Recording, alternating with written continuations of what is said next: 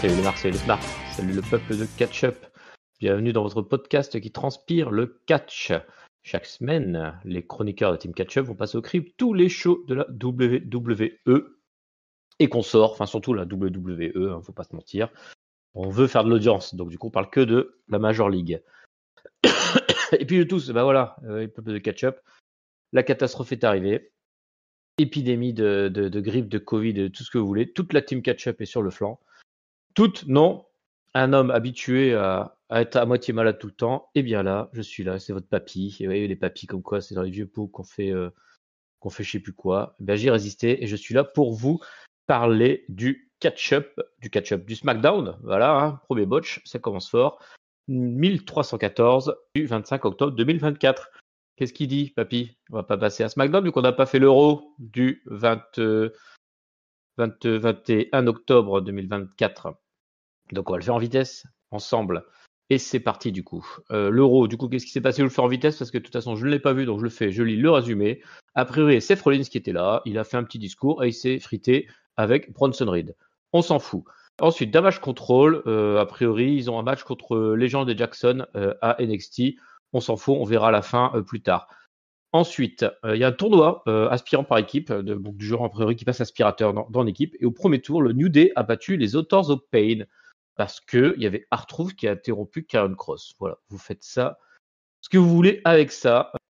Du coup, il y a eu une attaque sur R-Truth après le match et c'est la Weird Six qui est venue défendre R-Truth. Plein de segments coulisses, on s'en fout, tatati tatata, Raquel Rodriguez, Jey Uso, patati patata, on continue les tag teams. Et donc Damage Control affronte Liv Morgan et Raquel Rodriguez.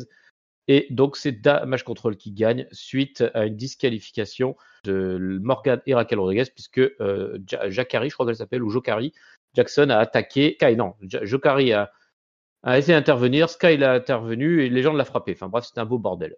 Du coup, segment micro derrière de Liv Morgan et Raquel Rodriguez, intervention de Rhea Ripley qui va faire une soumission sur Dominique et Dominique est sauvé par Liv Morgan. Le jugement D là aussi, ils lui rappellent qu'il y a un match de Liv Morgan contre Nia Jax. Carlito a des soucis a priori, il se la raconte un peu et il se moque un peu de Dominique qui dit qu'il pourrait battre Gunther pour le titre. Et donc du coup, il se fait remettre en place par l'ensemble de la Judgment Day.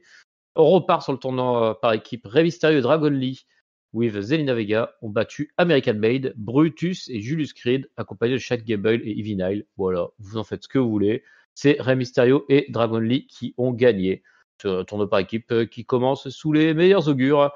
Qu'est-ce qui se passe? Ensuite, il y a un match qui est booké par Pierce entre Dominique et qui? Alors, j'ai rien compris. Pierce dit que c'est Dominique, un ancien champion. Donc voilà, Dominique doit être un ancien champion pour affronter Gunther. Bon, on verra qui c'est.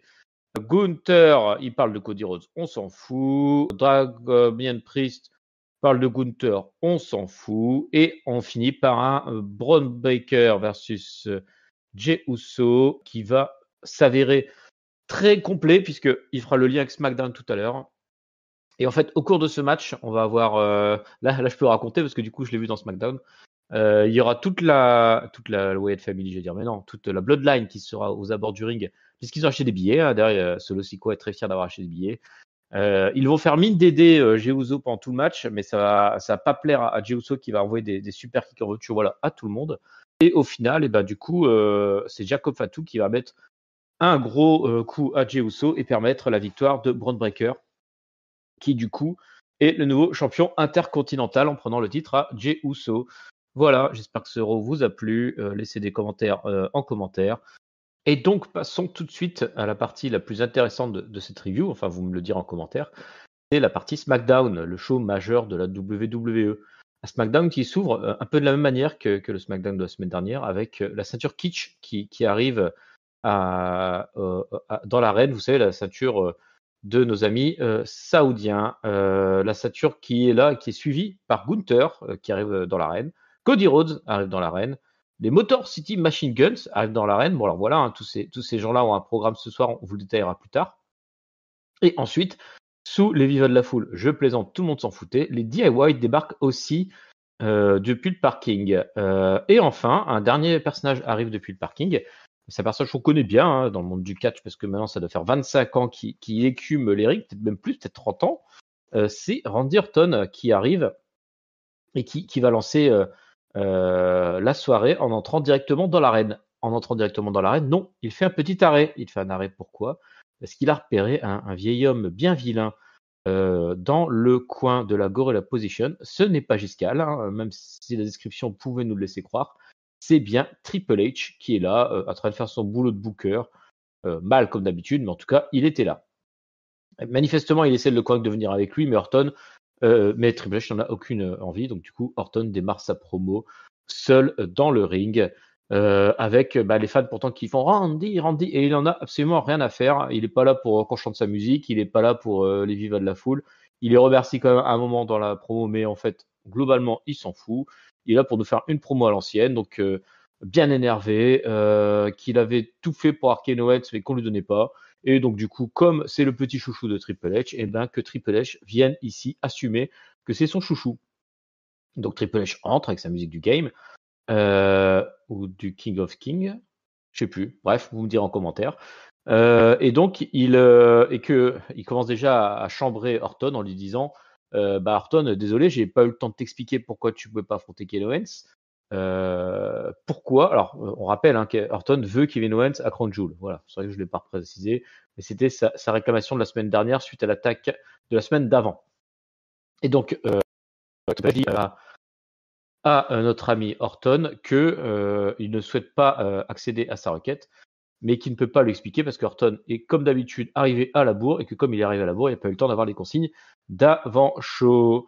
Et donc, ok, ça fait marre Orton, mais bon, il dit ouais, t'es drôle, mais admets-le. Admets-le que ton chouchou c'est Kevin Owens. Admets-le que tu le protèges. Admets-le que tu veux pas que je mette la main dessus. Et donc, il se chauffe l'un à l'autre jusqu'à que Triple H admette qu'il a un chouchou et qu'il veut le protéger. Mais son chouchou, ce n'est pas Kevin Owens, c'est Randy Orton. Il veut le protéger. Pourquoi? Parce que Triple H le dit, il connaît très bien tous les catcheurs et qu'il connaît notamment bien Kevin Owens, qu'il a repéré depuis le début. Kevin Owens qui était un petit enfant solitaire, qui n'est pas d'ami, qui était juste là en tant que prize fighter, voilà, avec l'accent canadien, prize fighter, pour récupérer des titres, pour gagner des matchs, mais pas pour se faire des copains. Néanmoins, il a changé. Il a changé. Pourquoi? Parce qu'il a rencontré deux gars qui sont devenus ses amis. Vous allez me dire, Sami Zayn et Finn Balor? Pas du tout. C'est Cody Rhodes et Randy Orton. Waouh! Cody Rhodes qui représentait le bien, ce vers lequel Kevin Owens pouvait viser. On en reparlera plus tard. Et Randy Orton qui représentait le mal vers lequel Kevin Owens ne devait pas retourner. Mais à un moment, écoutez-moi bien ça, à un moment, Kevin Owens s'est senti trahi. Et quand il s'est senti trahi, son cerveau a switché complètement. Et du coup, il est devenu complètement dingo. Et il est devenu tellement dingo que Triple H a peur pour son ami Randy Orton. Peur que son ami Randy Orton, qui est resté 18 mois sur le côté, se fasse définitivement terminer. Voilà, c'est vraiment très très émouvant tout ce passage, mais ça n'émeut pas du tout Randy Orton. Randy Orton, il fait non, c'est sympa, ça c'est le booking de Paul Levesque là qui veut absolument étirer les storylines pour ne pas que ça se termine rapidement. Moi, j'en ai rien à foutre. Je veux le Cerebral Assassin. Je veux le mec qui démonte les maisons à coups de sledgehammer. Je veux Kevin Owens à Crown Jewel dans 8 jours. Et là-dessus, il demande l'appui du public en levant le bras. Oh, allez, le public avec moi et tout, etc. Et le public, et Triple H dit ah, c'est ça que vous voulez? Eh ben, vous l'aurez. Voilà, ça c'est très original. C'est du booking Triple H. Il donne au public ce qu'il veut. Voilà, un beau segment d'intro avec de la construction pour Crown Jewel, qui ne sera pas la seule du show. Restez bien à l'écoute, puisque lien ou pas, nous passons directement à la suite avec un segment vidéo, un package vidéo qui nous rappelle l'ensemble de la rivalité entre Carmelo et Andrade, avec lui il a gagné son premier point là, lui il a gagné son deuxième point là, etc. Et qui explique aussi tout le lien qui se fait autour de LA Knight, qui a été nommé du coup arbitre de cette 7e match, alors qu'il y a 3 partout entre les deux couillons. Un match qui va nous paraître très court en fait, puisque dès le début, Andrade envoie un coup de coude à Carmelo, et c'est le compte 1, 2, et non pas 3, parce que Carmelo se dégage quand même, on va pas déconner. Le match en réalité, il va quand même durer un bon 9 minutes 45.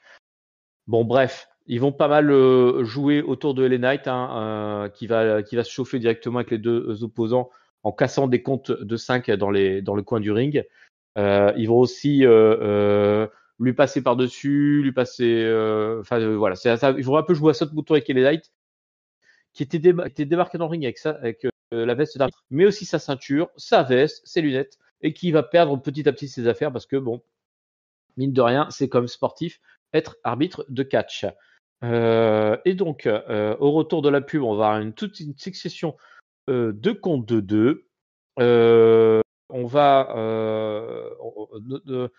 comment dire, on va avoir un ref bump, bien sûr, avec Carmelo qui balance Andrade en se dégageant sur LA Knight, et ensuite qui tente un roll-up, mais du coup, LA Knight qui n'est pas là pour compter. Il finit par prendre un super kick, LA Knight, à force de faire le malin. Carmelo contre un True Amigos et envoie son tomber, mais LA Knight est toujours out. Il revient cependant en attaquant les deux belligérants et il va lui-même se donner la gorge pour un double count-out. Une petite ration d'eau, je sais pas si c'est mieux que tousser, vous me le direz en commentaire. Et du coup, je tousse quand même. Et voilà, double count-out décidé par LA Knight et qui se déclare vainqueur parce que voilà, c'est LA Knight. Et qui dit qu'il est champion US intouchable. Donc ce 7e match entre Carmelo et Andrade se termine par un nul parce que LA Knight a décidé que c'est ça. Un peu plus tard, en coulisses, on le verra se faire engueuler par Nick Aldis en disant mais qu'est-ce que t'as fait, mec? Ça n'a aucun sens parce que là, franchement, LA Knight, c'est le gros con de l'histoire. Hein. Là, il n'y a plus photo. Et donc, du coup, qu'est-ce qui se passe quand on a un gros con? Eh ben, on a un scénario de gros con puisque triple threat annoncé pour Crojoul entre Andrade, Carmelo et LA Knight. Bien fait pour sa gueule. En coulisses, qu'est-ce qui se passe? Eh ben, on a Tiffany qui est avec Nia Jax et qui propose du coup d'attaquer Naomi, qui a fait le pin la semaine dernière de War sur Nia Jax. Mais alors il y a 2 semaines ou alors, enfin récemment en tout cas sur Nia Jax. Dites-le en commentaire. Nia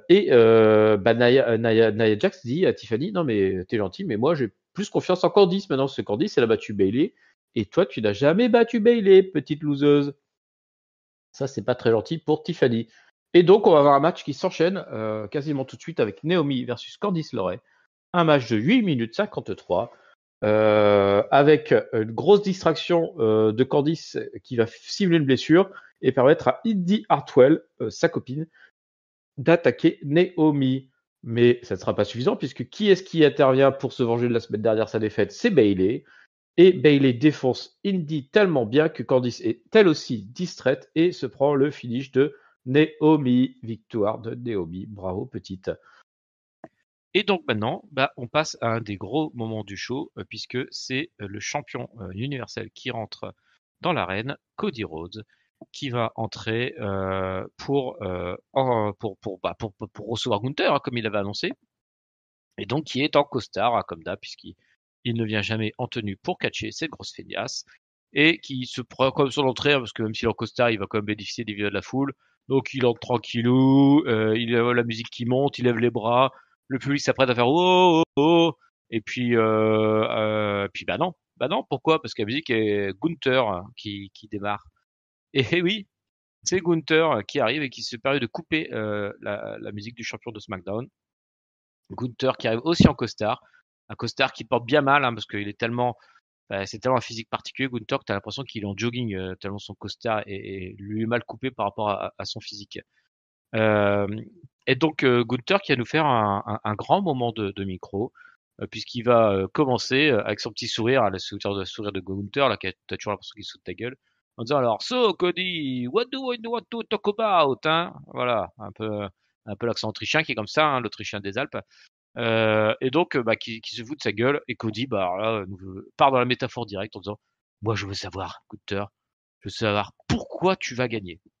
Ok, bon c'est très bien, vous avez 3 heures. Et donc Gunther commence en disant bah alors attends, je t'arrête tout de suite.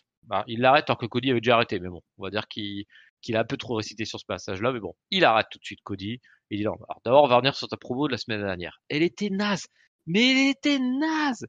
Ah, le mec là utilise sa fille pour parler, pour justifier qu'il veut gagner des ceintures. Puis en plus, il se rapporte à John Cena. Il ramène toujours tout à sa famille. C'est le mec en drama permanente. C'est n'importe quoi. Ça n'a aucun intérêt. Là où Gunther, lui, eh ben, il se bat pour lui-même, pour être le meilleur. Et donc, c'est beaucoup plus logique pour lui.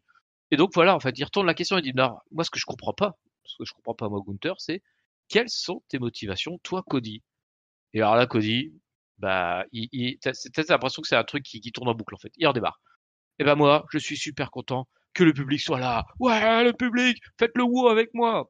Ok, donc voilà, une nouvelle fois, il va dans le drama et il l'assume d'ailleurs. Là, on peut pas le reprocher. Il va assumer totalement en disant que c'est une drama queen et que il a toujours ce besoin de rapporter le sujet à d'autres sujets. Voilà, c'est son truc à lui et que de toute façon son frère c'était aussi un drama king et que lui c'en est un aussi.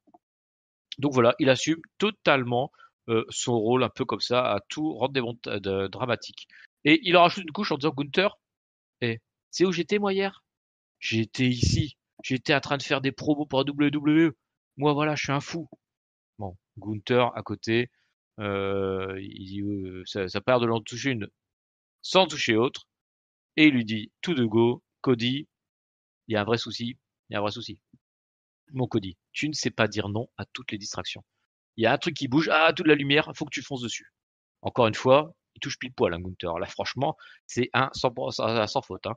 Et c'est le vrai souci, du coup, c'est que du coup, tu n'es pas un champion actif. Toi, tu es un champion qui est là, qui est absorbé par toutes les distractions. Et du coup, le vrai champion, c'est moi. Toi, tu n'es qu'un fake. Tu n'es qu'un fake. Et du coup, tu es gutless, il le rajoute aussi. Et Cody, il dit ah bon, bah si je suis gutless, eh ben dans ces cas-là, est-ce que je vais faire ça? Puis boum, il tape Gunther. Encore une fois, Cody, magnifique, tout dans son état de face absolu. Il tape Gunther. Là-dessus, Ludwig intervient, Ludwig Kaiser vient défendre son copain Gunther. Les heels, j'allais dire, mais non, apparemment, hein, le heel c'est Cody. Donc les gens de Raw prennent le dessus sur le champion heel de SmackDown jusqu'à l'arrivée de quelqu'un, un grand copain de Cody, c'est Randy Orton. Et oui, oui, messieurs, dames, c'est Randy Orton qui vient sauver son copain, qui va d'ailleurs faire fuir les champions de Raw, qui va ensuite ramasser la ceinture, puis Cody, noter l'ordre important des choses. Et puis tout ça va se terminer comme ça.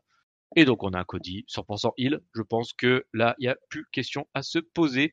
Je ne sais pas qui est le plus heal des deux entre lui et les Knights, mais manifestement, ils font tout à côté. Bon allez, on a SmackDown. Donc SmackDown, le vrai champion, c'est pas Cody Rhodes. Tout le vrai titre, c'est pas ça. Le vrai titre, c'est le fait d'avoir le chef d'attribut de la Bloodline. Et donc, petit segment vidéo avec un petit passage Bloodline. Oh non, c'est n'importe quoi, je dis pas dans l'ordre. On passe à plus tard Bloodline, c'est juste un segment vidéo récap d'Euro. On oublie, oubliez, auditeur de catch-up, j'ai dit de la merde. On va d'abord caler un match pour Crown Jewel, un nouveau match, un troisième dans la soirée, décidément, puisque les tag teams d'Euro, c'est-à-dire Damage Control, les tag teams de SmackDown, c'est-à-dire Chelsea et Piper, la tag team de NXT, c'est-à-dire Lash Legend et Jakarta Gonzalez, là, Johnson, Joe Carey, bref, et les championnes Bianca Belair et Carglass Jade, Jade Carglass, sont toutes dans le couloir à papoter avec les 3 JM de chaque brand. Je vais pas les citer parce que j'ai encore oublié un nom. Sachez juste qu'il y a la fille du rock dedans. Et donc, la décision des JM, eh ben, c'est qu'il n'y aura pas une équipe challengeuse, il n'y aura pas 2 équipes challengeuse, mais il y aura 3 équipes challengeuse, puisqu'on a le droit à un Fatal 4-Way pour Crown Jewel. C'est super. Les championnes et les filles de NXT sont contentes. Damage Control et Chelsea Piper ne sont pas contentes. En gros, les filles sont contentes, les heels sont pas contentes. C'est du classique. Qu'est-ce qui est du classique? Il y a du classique, bah, il y a une finale de tournoi. Et oui, une finale de tournoi, puisque on a DIY qui va affronter les Motor City Machine Gun en finale du tournoi pour être challenger numéro 1 aux ceintures par équipe.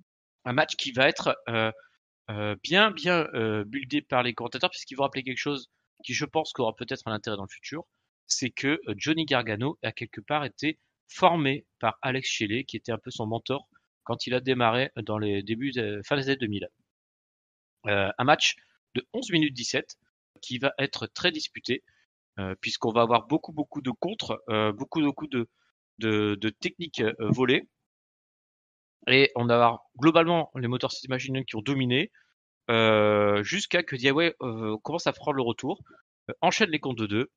À un moment, Gargano charge un super kick qui est super, et l'envoie directement dans la tête de Ciampa. Aïe aïe aïe la boulette. Je pense que donc que c'est en lien avec ce qu'on nous a dit sur Shelley. Victoire des Motor City Machine Gun suite à leur finisher dans la foulée, et ils sont challenger numéro 1 pour le titre tag team. Voilà. Donc alors que Gargano et Ciampa repartent en coulisses tous en se disputant un petit peu, excusez-moi, et que les Motor City Machine Gun célèbrent dans le ring, qu'est-ce qui débarque? C'est la Bloodline. Et oui, la Bloodline, je vous en ai parlé tout à l'heure, je me suis un peu trompé. On a eu un petit segment petit segment vidéo en cours de show qui récapitulait ce qui s'est passé à Raw, et notamment le fait qu'ils écoutaient le titre AJ. Et donc, la Bloodline arrive en force, les 4 membres dans le ring. Que va-t-il se passer? On le saura après la pub. Et donc, Alex Shelley, n'importe quoi, Nick Aldis est dans le ring, et est là pour calmer le jeu, en fait. Il dit, non, moi je veux pas de baston ce soir, là, je veux un truc propre. La Bloodline nous a fait assez de conneries comme ça, on ne se bat pas dans le ring. Et Solo dit, non, moi j'ai pas envie de battre, et t'as lui qui est vraiment actif, là. On s'en rend qu'il y a un gap qui est passé quand la Bloodline est là. Et donc, du coup, bah, il leur demande l'acknowledgement, que le public forcément refuse à donner. C'est pas son tribal chief. Et donc voilà, il commence à se chauffer, et Chris Sabine a le malheur de dire, ah bah attends, moi je suis prêt à le faire any place anytime, any place anytime le match. Et donc Solo le prend au mot et dit, hop, bah attends, et any place anytime, bah any place, bah ici, et puis anytime maintenant, et puis voilà, on fait le match maintenant. Donc t'as Nick Aldis qui essaie d'intervenir en disant, non mais les gars, moi je les connais bien les Motor City Machine Gun, c'est mes copains depuis 40 ans, j'ai pas envie de leur saloper leur chance pour être champion, je veux qu'ils aient une vraie chance. Et Alex Shelley le coupe en disant, bah non, moi, je suis d'accord avec mon copain, on a dit anytime machin chouette, on accepte et on se bat maintenant. Et donc c'est parti pour un deuxième match tag team. Cette fois-ci, il est pour le ceinture tag team, le main event de la soirée, et qui va opposer donc les Motor City Machine Guns à la Bloodline, représentée par Tama Tonga et Tonga Loa. Match de 7 minutes 27, voilà, excusez-moi. Et donc du coup, qui va vite tourner à l'overbooking, puisque assez rapidement, on a Solo qui va intervenir. Alors je sais pas ce qu'il faut en fait, il monte sur le coin du ring, il a envie de parler à quelqu'un. Et donc cette montée au coin du ring déclenche quoi? Déclenche la venue d'un homme masqué. T'as le public qui fait yeet, yeet, yeet. Qui est cet homme masqué? Il ressemble bien à un certain Uso, et c'est Jimmy. Eh ben c'est Jimmy qui attaque Solo Sikoa, puis va faire un super kick sur Fatou. Mais du coup, ça permet à Solo Sikoa de reprendre le dessus sur Jimmy. Le public fait yeet, yeet, yeet.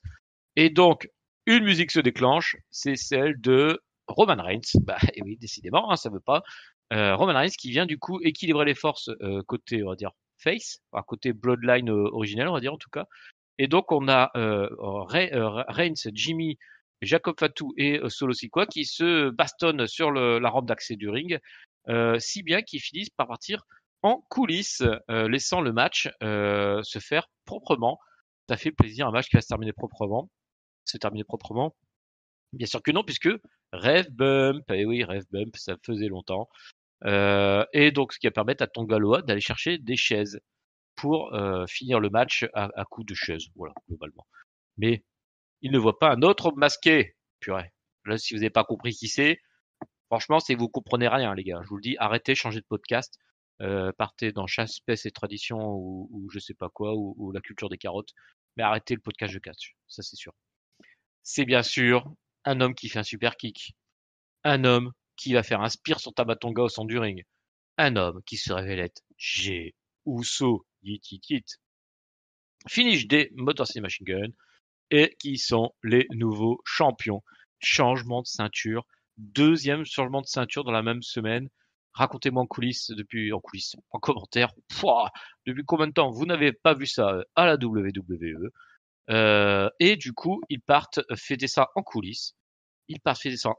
Pourquoi? Pour laisser Jey Uso seul dans le ring, être rejoint par Jimmy Uso, lui faire un gros câlin et avoir un Roman Reigns qui le regarde du bout de la rampe, les yeux émus par cette réunion des frangins Uso. Voilà, on a fini ce SmackDown numéro 72 229 par un changement de titre, par une réunion de frangins, par des heels en veux-tu, en voilà.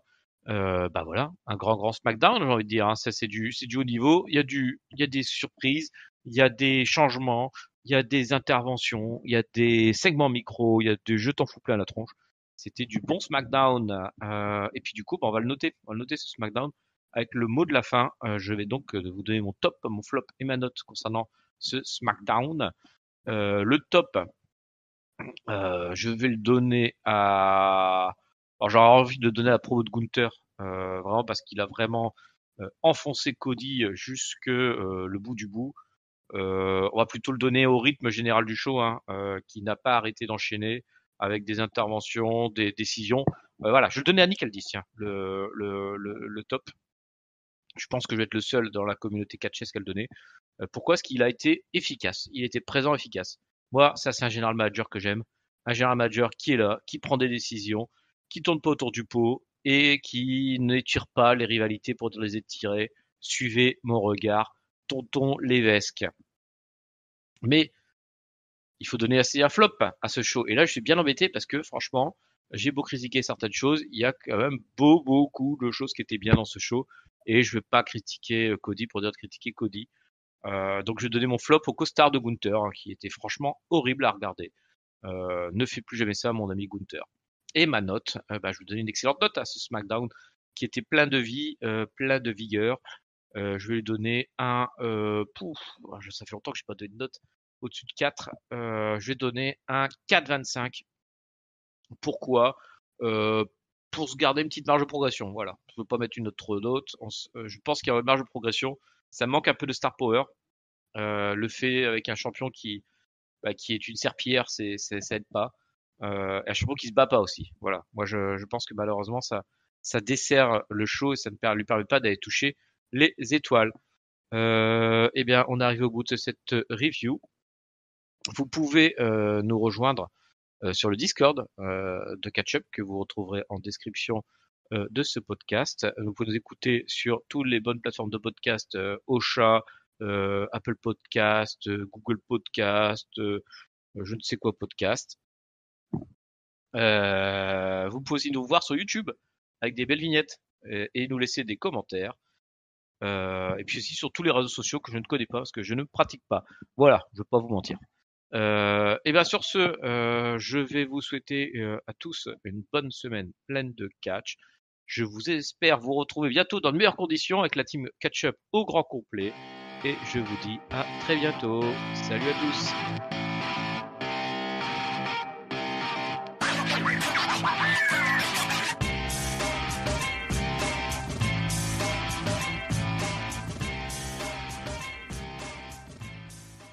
Eh ben purée, l'enregistrement de cette review, ça aurait été aussi long qu'un booking de Triple H. Je n'en peux plus.